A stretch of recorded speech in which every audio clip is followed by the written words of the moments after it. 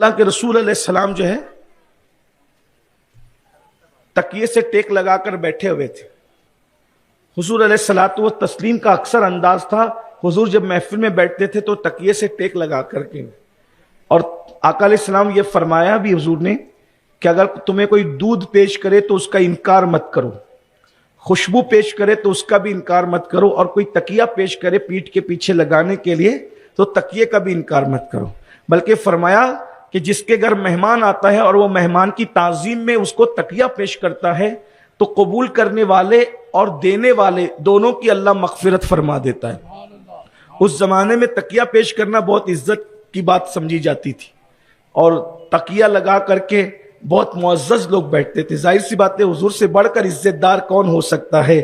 زہ عزت و اطلاع محمد کہ ہے عرش حق زیر پائے محمد، جس کے قدموں کے نیچے خدا کا عرش ہو اس سے بڑھ کر عزت والا کون ہو سکتا ہے. تو حضور علیہ السلام جو ہے تکیے سے ٹیک لگا کے بیٹھے تھے. اب غور کرنا، صحابہ کرام نے پوچھا یا رسول اللہ کیا مومن چوری کر سکتا ہے؟ یعنی کوئی مسلمان چوری کر سکتا ہے؟ درود شریف پڑھے. رب صلی وسلم دائما ابدا علی حبیبک خیر الخلق کلہم صلاۃ و سلام علیک یا سیدی یا جد الحسن والحسین.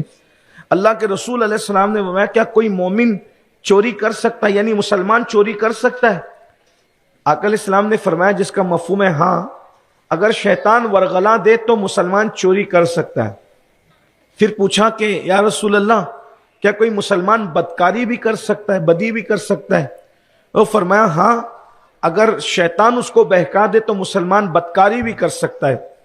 پھر صحابہ نے عرض کیا کہ یا رسول اللہ کیا مسلمان جھوٹ بول سکتا ہے؟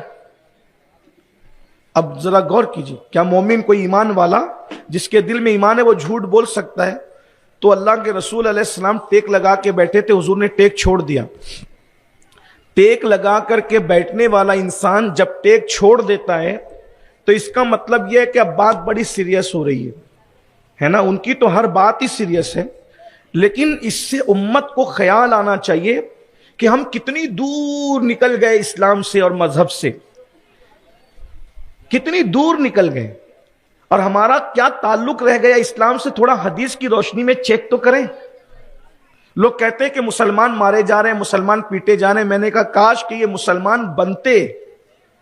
جس دن مسلمان وہ مسلمان بنے گا جو اللہ کے رسول بنانے کے لیے تشریف لائے تھے تو پھر بات ہی کچھ اور ہوگی. اس طرح سے آپ پہ ظلم نہیں ہوگا. ہم اپنے مذہب پہ ظلم کر رہے ہیں، دنیا ہم پہ ظلم کر رہی ہے.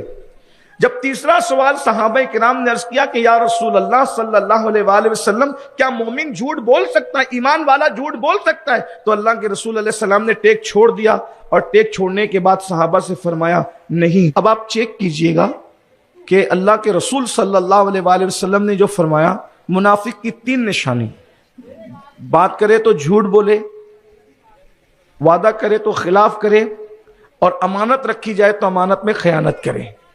چیک کیجئے کہیں ایسا تو نہیں کہ ہم اللہ رب العزت کی بارگاہ میں کل اپنا مسلمان ہونا بھی ثابت نہ کر پائیں، کل اپنا مومن ہونا بھی ثابت نہ کر پائیں. اس لیے کہ مال کی محبت میں ہم اتنا ڈوب چکے ہیں کہ حلال و حرام بھی ختم ہو گیا ہے، سچ اور جھوٹ بھی ختم ہو گیا ہے، امانت اور غنیمت کا فرق مٹ گیا ہے. امانت کو لوگ غنیمت سمجھنے لگے ہیں، بلکہ اللہ کے رسول صلی اللہ علیہ وآلہ وسلم نے یہ فرمایا. اللہ کے رسول نے تو سروے رپورٹ پیش فرما دیا. اللہ کے رسول صلی اللہ علیہ وآلہ وسلم ارشاد فرماتے ہیں قیامت اس وقت تک قائم نہیں ہوگی جب تک کہ ان چیزوں کو لوگ اپنی آنکھوں سے نہیں دیکھیں گے. اللہ کے رسول صلی اللہ علیہ وآلہ وسلم ارشاد فرماتے ہیں کہ لوگ امانت کو غنیمت سمجھیں گے. غنیمت کس کو کہتے ہیں؟ جب 2 گروپ میں جنگ ہوتی ہے تو وہ گروپ جو مال و دولت چھوڑ کے بھاگ جاتا ہے تو یہ جو گروپ جو جنگ جیتا ہے وہ اس کو مال غنیمت ملتا ہے. تو مال غنیمت اس کے لیے حلال ہوتا ہے، یہ سب چیزوں کو استعمال کر سکتا ہے. لیکن امانت کا حال یہ ہے کہ امانت استعمال نہیں کی جا سکتی، بلکہ بزرگوں کی احتیاط تو یہ تھی اگر کوئی روپی امانت رکھ کر کے جاتا تو نوٹ بھی تبدیل نہیں کرتے تھے کہ اللہ کو ہم جواب کیا دیں گے. لیکن آج لوگ امانتیں لے کر کے کھا جاتے ہیں، بلکہ اب تو یہ لوگ حج حج اور عمرہ کا پیسہ بھی لے کر کے کھا جاتے ہیں. کس قدر بے باکی ہے. یعنی مسلمان کے اندر اسلام کہاں ہے؟ کسی کہنے والے نے خوبصورت بات کہی ہے، یہ شہادت گہے الفت میں قدم رکھنا ہے. لوگ آسان سمجھتے ہیں مسلمان ہونا بہت آسان ہے، کافر کا مسلمان ہونا بہت مشکل ہے. مسلمان کا مسلمان ہونا، اللہ کے رسول علیہ السلام نے فرمایا کہ قیامت کے قریب لوگ اپنی آنکھوں سے دیکھیں گے کہ لوگ امانت کو غنیمت سمجھیں گے. اللہ اکبر. اور پھر ارشاد فرماتے ہیں کہ ماں اپنا آقا پیدا کرے گی. قیامت کی نشانیوں میں سے ایک نشانی ماں بچہ نہیں اپنا آقا پیدا کرے گی. آقا.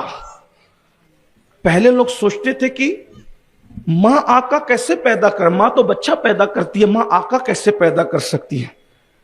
تو آج وہ چیزیں بتا رہی ہمیں کہ میرے نبی نے جو فرمایا، تمہارے منہ سے جو نکلی وہ بات ہو کے رہی. ماں آقا کیسے پیدا کر رہی ہے وہ سنیے. آج تقریباً 90% گھروں کا ماحول یہ ہو گیا ہے، اگر کوئی شادی کی تقریب ہو، کوئی لین دین کا معاملہ ہو، تو چھوٹے چھوٹے بچوں کو مشورہ دینے کا حق ہے، لیکن ماں باپ کو مشورہ دینے کا حق نہیں. ماں باپ کو آج کے لڑکوں نے غلام بنا رکھا ہے. ماں باپ بولنے کے لیے ڈرتے ہیں. میں ایک بزرگ کے پاس جا کر کے بیٹھا، جب تک ان کا بیٹا نہیں آیا وہ دل من کی ہر بات کرتے رہے. جب بیٹا آیا وہ ایسے چپ ہو گئے جیسے کوئی ایک شاگرد اپنے استاد کو دیکھ کر کے چپ ہوتا ہے. یعنی آج اولاد اپنے ماں باپ کو ڈرا کر رکھ رہی ہے.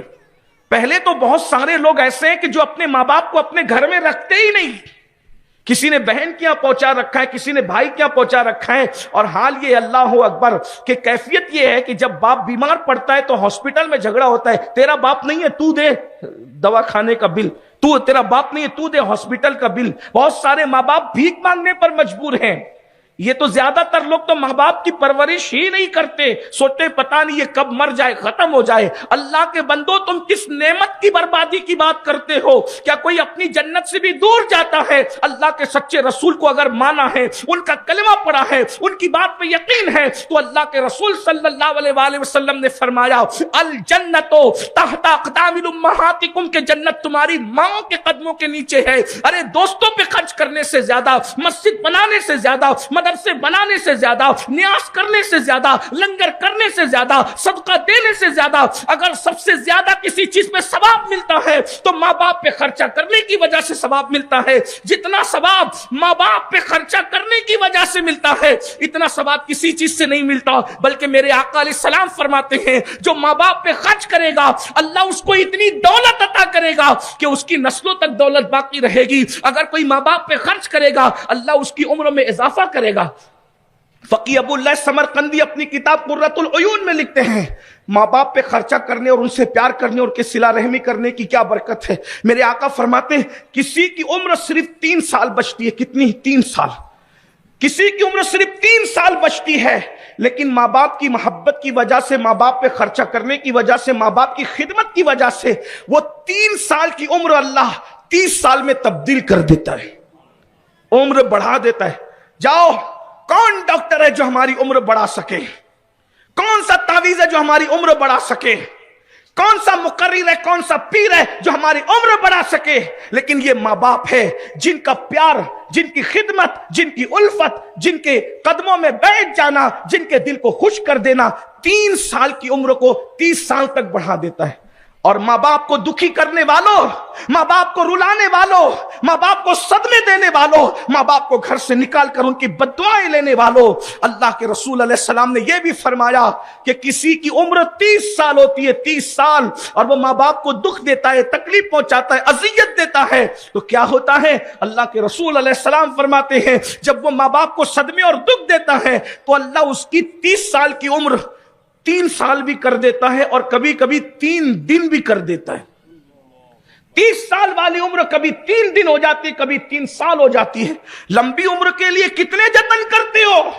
جم کر رہے ہیں تاکہ ہم فٹ رہیں، اچھی بات ہے، کیجئے. ہم آپ کو جب وہ سلام کرتے ہیں، ہر جوان کو جم کرنا چاہیے، فٹ رہنا چاہیے، صحت مند رہنا چاہیے. لیکن ایک بات میں آپ کو بتا دوں، آپ کچھ بھی جتن کر لیں عمر نہیں بڑھ سکتی. قدرت کے قلم نے جو لکھ دیا سو لکھ دیا. اللہ کے رسول فرما رہے ہیں اب کوئی عمر نہیں بڑھا سکتا آپ کی. اگر یہ عمر بڑھ سکتی ہے تو ماں باپ کی دعائیں لینے کی وجہ سے، ماں باپ کی خدمت کی وجہ سے، ماں باپ کی قدر کی وجہ سے. لیکن کیا عزت ہے، ماں باپ کو غلام بنا کے رکھا ہے. ایک تو کچھ لوگ گھر ہی میں نہیں رکھتے، نکال کے پھینک دیتے ہیں، اور جو گھر میں رکھتے ہیں وہ بھی صرف کتنی حد تک، روٹی کا ٹکڑا دیں گے اور کھانا دیں گے، اور گھر کے آنگن میں کھاٹ بچھا دیں گے. میرے پیارے بھائیوں بہنوں، جیسے کہ آپ ہم سے بہتر علماء کرام کی زبان سے بیان کو سماعت کر رہے تھے، جن کا نام ہے مفتی صاحب، جو کہ آپ کو کچھ بھی معلوم نہیں تھا، تو میں نے سوچا کہ چلو یار اس پیغام کو شیئر کرنا بہت ہی ضروری ہے، کہ تاکیہ لگا کر سونے سے کیا ہوتا ہے، کیا نہیں ہوتا ہے، کیا پریشانی ہوتا ہے، کیا نہیں ہوگا. تو دیکھیے حضور صلی اللہ علیہ وسلم کی سنت ہے تاکیہ لگا کر سونا. تو میں نے سوچا کہ چلو بھائی، جس بھائی کو جس مسئلے کو مقصد رہتا ہے نا، اس کو ہم پہنچانے کو کام کرتے ہوں، انشاءاللہ کرتے آ رہا ہوں، انشاءاللہ ضرور کروں گا. تو میں آپ سے ریکویسٹ یہی کرنا چاہ رہا ہوں کہ اگر آپ چینل پر پہلی بار آئے ہوں گے تو آپ سے ریکویسٹ ہے، اپیل ہے، گزارش ہے کہ ضرور سے ضرور سبسکرائب کر لیجئے گا، اور ایک دوسرے مسلمان بھائیوں تک شیئر بھی کر لیجئے گا. تو یہ سب آپ کو کچھ بھی معلوم نہیں تھا، تو میں نے آج پوری حل مسئلہ جانکاری آپ کو دے دیے. تاکیہ لگا کر سونا بہت ہی ضروری ہے، اور ہم سے بہت بڑے علماء کرام کی زبان سے بیان کو سماعت کر رہے تھے. میں آپ کا مہربان قاری نور عالم. تو یہ سب ہمارے حضور صلی اللہ علیہ وسلم کی سنت ہے، تاکیہ لگا کر سونا کوئی گناہ نہیں ہے. بہت سارا سوچتے ہیں کہ یہ نس بگڑ جائے، بین بگڑ جائے گا، سر بگڑ جائے گا، پیر بگڑ جائے گا، تو ایسی حرکت نہیں ہونے پائے گا، کیونکہ ہمارے حضور صلی اللہ علیہ وسلم کی سنت ہے. اگر بگڑ بھی جائے گا تو بن جائے گا انشاءاللہ ضرور. تو یہ ساری چیزیں آپ کو ویڈیو کے مادھیم سے پتہ چل گیا ہوگا کہ تاکیہ لگا کر سونا کیسا ہے اور کیسا نہیں ہے. میں آپ کا مہربان قاری نور عالم. اگر اس چینل پر پہلی بار آئے ہوں گے تو آپ سے ریکویسٹ ہے، اپیل ہے، گزارش ہے کہ ضرور سے ضرور سبسکرائب کر لیجئے گا، اور دوسرے مسلمان بھائیوں تک شیئر بھی کر لیجئے گا. خدا حافظ. دعاؤں میں یاد رکھیے گا.